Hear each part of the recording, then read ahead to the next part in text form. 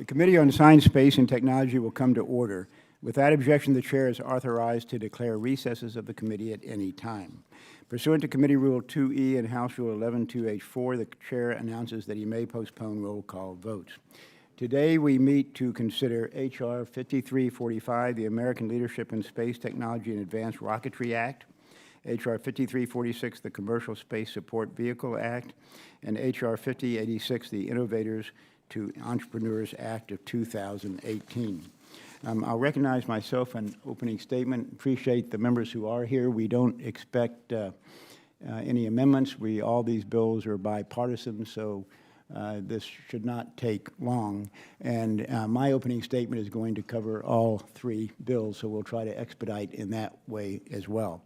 The third bill is sponsored by Representative Lipinski, and we are going to wait for him to arrive when we get to that third bill if he's not already here.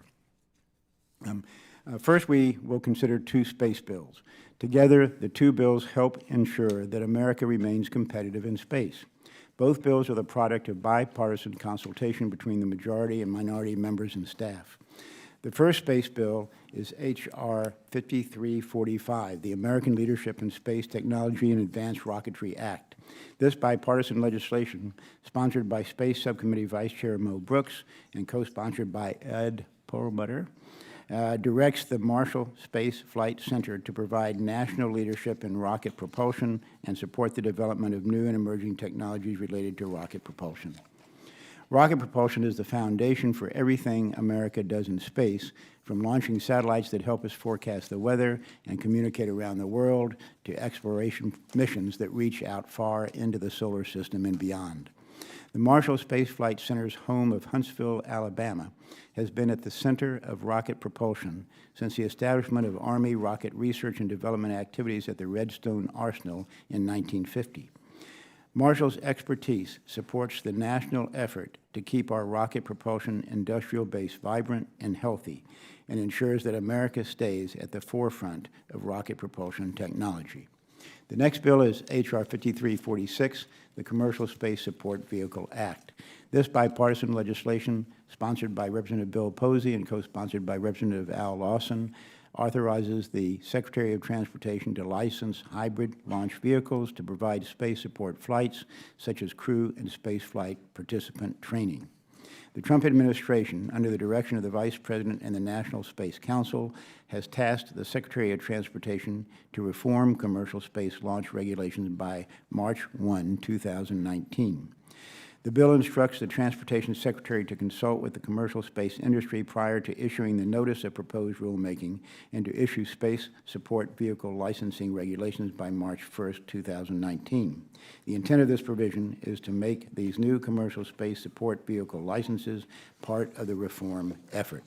I want to thank this bill's sponsor, Representative Bill Posey, for his long-standing support of the commercial space industry and for his persistence on this space commerce regulatory reform effort. The final bill is H.R. 5086, the Innovators to Entrepreneurs Act. The bill extends the National Science Foundation's Innovation Corps, I-Corps program, which trains and prepares scientists and engineers to convert their research results into entrepreneurial opportunities. H.R. 5086 expands who is eligible to participate in I-Corps courses, allowing small business innovation research and small business technology transfer grants to be used to cover I-Corps training expenses. The bill also authorizes a new I-Corps course that teaches skills including company organization, attracting investors, and hiring. I thank Representative Dan Webster and Research and Technology Subcommittee Ranking Member Dan Lipinski for their work on this legislation. And that concludes my opening statement. And the ranking member today, the gentleman from Illinois, Mr. Lipinski, is recognized for his opening statement. Thank you, Chairman Smith, for holding today's bipartisan markup. The first bill we're considering is the American Leadership in Space Technology and Advanced Rocketry Act, sponsored by Mr. Brooks. This bill recognizes the rocket propulsion work of the Marshall Space Flight Center. That work, as well as all the other work that is carried out at our various NASA centers around the country, is vital to American technological advancement in aerospace, and is worthwhile that we recognize that. I've had the opportunity to visit the Marshall, and it was very impressive.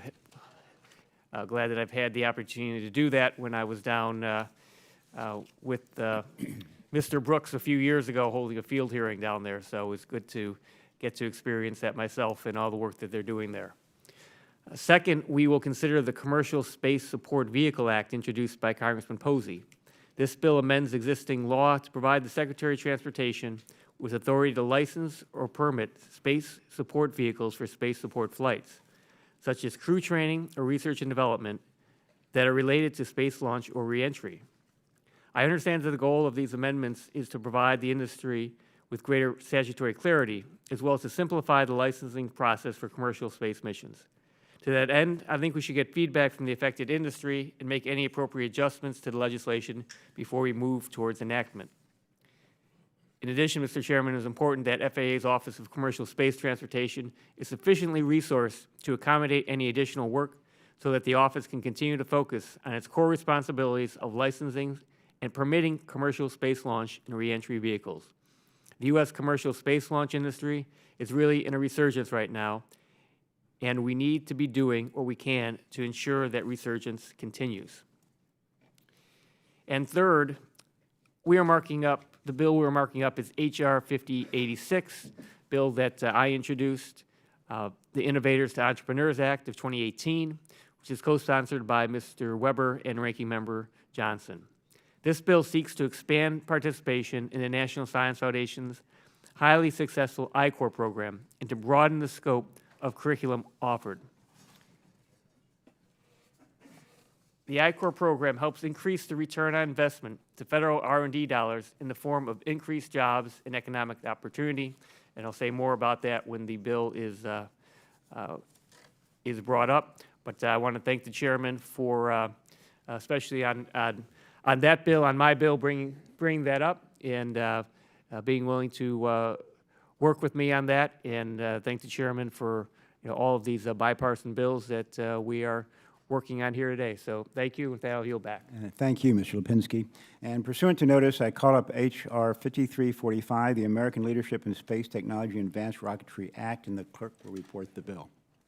H.R. 5345, a bill to designate the Marshall Space Flight Center of the National Aeronautics and Space Administration to provide leadership for the U.S. rocket propulsion industrial base and for other purposes. Without objection, the bill is considered as read and open for amendment at any point. And the bill's sponsor, the gentleman from Alabama, Mr. Brooks, is recognized for his opening statement. Take this opportunity to thank Chairman Smith and Representative Perlmutter for the roles that they played in allowing this bill to come up, and especially Representative Perlmutter for agreeing to co-sponsor it in a very bipartisan fashion. As the Congressman for the Tennessee Valley of North Alabama, I appreciate and understand the unique and valuable contribution that rocket propulsion has provided America. On a more personal note, I very well remember growing up as a young lad in Huntsville, Alabama, as the Saturn V rockets were test fired not far away. The earth would shake, the windows would rattle, and the dishes would sometimes fall out of the cabinets.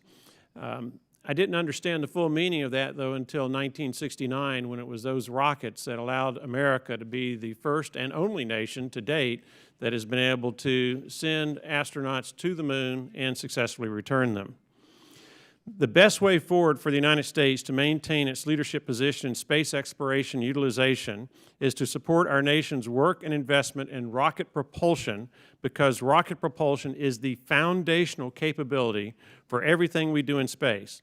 By way of background, in my district, the Marshall Space Flight Center provides expertise in solid and liquid rocket propulsion, as well as advanced rocket propulsion technology to enable a wide array of future activity in space. Over the last several years, America has witnessed the beginnings of a resurgence in the rocket propulsion industry. As these traditional and emerging actors continue to move forward, it is important that we support healthy cooperation and communication between these companies and the federal government to ensure that America maintains a robust and healthy rocket propulsion industry. As this committee continues its work to guide our national space policy, we must ensure a strong foundation and bold leadership in rocket propulsion, a robust industrial base that can develop and capitalize on better rocket propulsion technology. Therefore, I have introduced the American Leadership in Space Technology and Advanced Rocketry Act of 2018, also known as the All-Star Act. At this point, let me read 2 paragraphs from the Act that pretty well summarize the intent of this legislation. In effect, All-Star formalizes and preserves the Marshall Space Flight Center's historical role in rocket propulsion. Quoting from the Act, "It is the sense of Congress that the Marshall Space Flight Center is the National Aeronautics and Space Administration's lead center for rocket propulsion and is essential to sustaining and promoting U.S. leadership in rocket propulsion and developing the next generation of rocket propulsion capabilities. The Marshall Space Flight Center shall provide national leadership in rocket propulsion," thereafter listing a number of ways in which the Marshall Space Flight Center is to do that. This bill helps to ensure the long-term stability of the rocket propulsion industry through better coordination and collaboration between all relevant stakeholders, federal and private. This bill also directs Marshall to explore, develop, and mature new rocket propulsion technology in cooperation with partners across and outside of government. This new growth, while building on a strong foundation, will ensure that America remains at the forefront of space exploration. NASA must once again challenge itself to reach far beyond its limits. Through our increased attention, focus, and support of the utilization of space and the exploration of deep space, we will be able to once again inspire the next generation to look to the stars and aspire to do the impossible. Mr. Chairman, I yield back. Thank you, Mr. Brooks. I'm glad to see that the co-sponsor of the legislation seeks to be recognized. We want him to be on the record, and the gentleman is so recognized. Thank you, Mr. Chair, and I want to thank Mr. Brooks for bringing this piece of legislation in. I wanted to support this legislation and co-sponsor it because Huntsville, the Marshall Space Center, is one of 10 centers that NASA uses to make sure that we're preeminent in the space program, and that we will get our astronauts out there, we will get our robots out into outer space, we will explore, and the historic role that Huntsville has played in the space program is its current role and now will be its future role, to be at the center of getting our space program into outer space. Pretty simple, but I wanted to encourage this network that we have that is really second to none in the world, and we've got to keep it that way. So for me, co-sponsoring this bill was very easy. It is something that I think will remind people, whether they're in Alabama or Colorado or California, that this is important to America, that our role and our willingness to explore and get our capsules and our people into outer space is key, and Huntsville plays a critical role in that, and that's why I support this bill, and I yield back. Thank you, Mr. Perlmutter. If there is no further discussion of reporting quorum being present, I move that the Committee on Science, Space, and Technology report H.R. 5345 to the House with the recommendation that the bill be approved. The question is on favorably reporting H.R. 5345 to the House. All those in favor say aye. Aye. Opposed, nay. The ayes have it, and the bill is ordered reported favorably. With that objection, the motion to reconsider is laid upon the table. Congratulations to you all. Pursuant to notice, I now call up H.R. 5346, the Commercial Space Support Vehicle Act, and the clerk will report the bill. H.R. 5346, a bill to amend Title 51 United States Code to provide for licenses and experimental permits for space support vehicles and for other purposes. With that objection, the bill is considered as read and open for amendment at any point, and the gentleman from Florida, Mr. Posey, is recognized for his statement. Thank you very much, Mr. Chairman, and I want to first and foremost thank the staff for their diligence in perfecting this legislation that we need.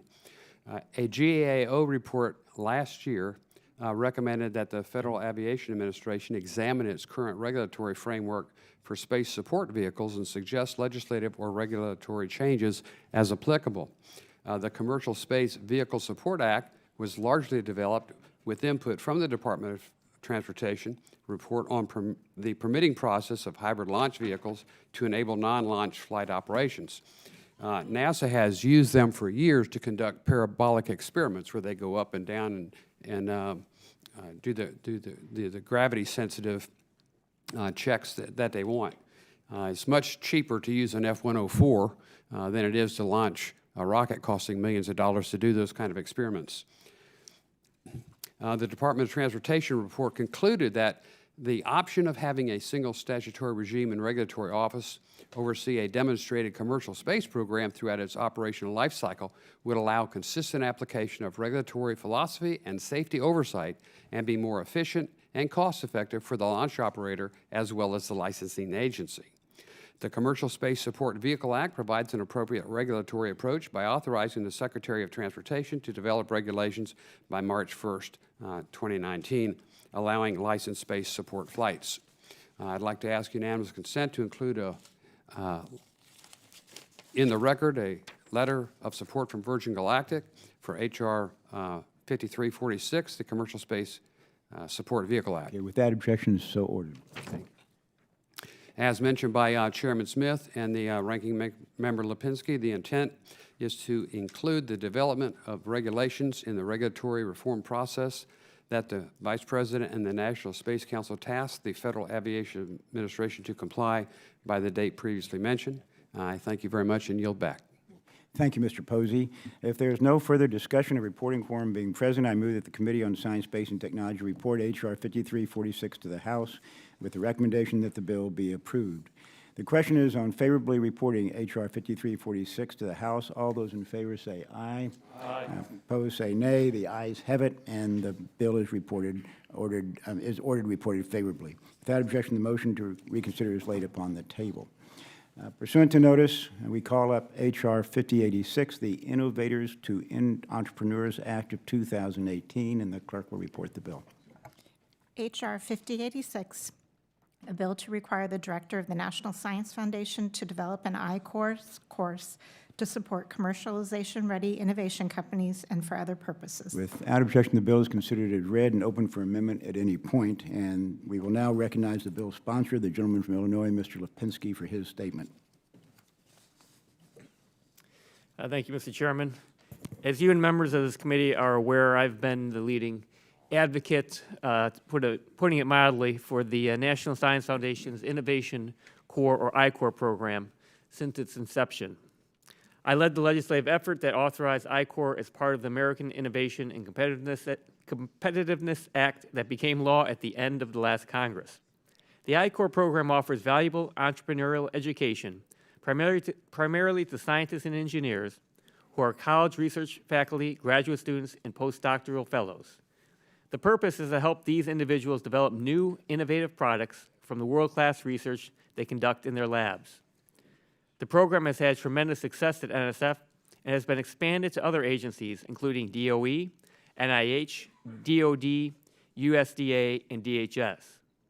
It has helped create new entrepreneurs and new tech jobs, and is helping federal taxpayers get the most out of their investment in research.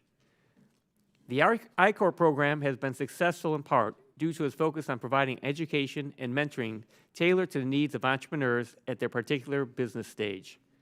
To date, that focus has been on the point at which they are first attempting to create a product based on research they've conducted in the lab. But different types of support are needed at later stages as the entrepreneur forms a company and progresses towards introducing the product to market. Currently, once a team completes an I-Corps course and decides to take their innovation to market, they must learn how to form and grow a company on their own. Many scientists and engineers are struggling to acquire the necessary skills, and as a result, too many early-stage companies are failing. To address this, NSF has piloted a course called I-Corps Go to teach skills like selecting a company structure, attracting investors, and hiring a team. Due to the popularity and early success of this course, this bill aims to make it a formal component of the I-Corps program to be offered nationwide. This bill also aims to expand participation in I-Corps without a significant increase in funding. Although I'd support increasing the NSF's funding in general and I-Corps funding in particular, at the Chairman's request, I'm moving this bill forward with only a small authorization. The way this bill will increase participation is to allow any small business innovation research or small business technology transfer research grantee from any federal agency to use their grant funds to participate in I-Corps. The bill also allows private citizens and entities to pay out of pocket to participate. Increased access to and participation in I-Corps will ensure that more American innovators have access to high-quality entrepreneurial education. The final provision of this bill is to require a Government Accountability Office report on the I-Corps program. Although NSF submits periodic reports about the program to Congress, to date, there has not been an independent review of its performance. I fully support I-Corps and continue to be amazed by its success. But as with any taxpayer-funded program, I also support independent auditing to help us learn how to improve the program. The federal government invests billions of dollars in research and development annually. I-Corps is a modest investment that leads to a big return on federally funded research by significantly increasing rates of research commercialization, economic activity, and job creation. Just as the creation of the I-Corps program addressed an unmet need and helped scientists and entrepreneurs bring their ideas closer to market, the Innovators to Entrepreneurs Act will fill an additional skills gap and empower more aspiring job creators to access the private capital they need to be commercially successful. I want to thank Mr. Webster and Ranking Member Johnson for their support and co-sponsorship of this bill. I also thank Chairman Smith for holding an I-Corps hearing this past December and for bringing up this bipartisan bill for a markup. The I-Corps program has been one of the most remarkable, maybe the most remarkable program that I have seen in my time here in Congress for what it's been able to do to tap into the great research that is being done at our research universities, also starting to reach into the national labs, and it really does a great job of helping to really take those great innovators that we have, the great researchers that we have, teach them how to be entrepreneurs. It's been very successful, helps to bring back a good return on taxpayer dollars and create jobs, and it's something that we all support and we all want. And I want to encourage all my colleagues to vote in favor, and I'll yield back. Thank you, Mr. Lipinski. And the gentleman from Florida, the co-sponsor of the legislation, Mr. Webster, is recognized for his statement. Thank you so much, Mr. Chairman, and thank you for allowing this bill to come forward. I thank my friend, Mr. Lipinski, for filing this. He's certainly known as a champion of I-Corps and maybe the champion of I-Corps, and I'm very appreciative of that. This is a great piece of legislation, as the sponsor has said. The idea of helping the scientists and engineers and others who develop products, getting them to market is an important thing, because you can have a product, but if you don't sell it, it doesn't really do anybody any good. So through marketing and hiring and organizing and attracting investors and so forth, the participants in these I-Corps groups have a better chance of being successful. And that's the whole idea. I've seen in Florida what a great program it is, and it has greatly benefited our state, and I know it has in the rest of the country. There have just been barriers that could not be penetrated. You couldn't get through. This bill is going to help break down those barriers so that those who are developing their product can also get them to market. So I would certainly urge everyone on this committee to vote for this great bipartisan bill. I think it's going to be one of the most common sense bills passed by this Congress. That's high praise. Thank you, Mr. Webster. I appreciate your comments. If there is no further discussion, a reporting quorum being present, I move that the Committee on Science, Space, and Technology report H.R. 5086 to the House with the recommendation that the bill be approved. The question is on favorably reporting H.R. 5086 to the House. All those in favor say aye. Aye. Opposed, nay. The ayes have it, and the bill is ordered reported favorably. With that objection, the motion to reconsider is laid upon the table. Before we officially adjourn, I think it might be of interest to members to know that of the 25 bills that that this committee has taken to the House floor, 23 of the 25 have been bipartisan bills. And that's got to be some kind of record. If there's no further discussion, that completes our business, and this concludes the Science Committee markup. With that objection, the committee stands adjourned, and thank you all again for your attendance.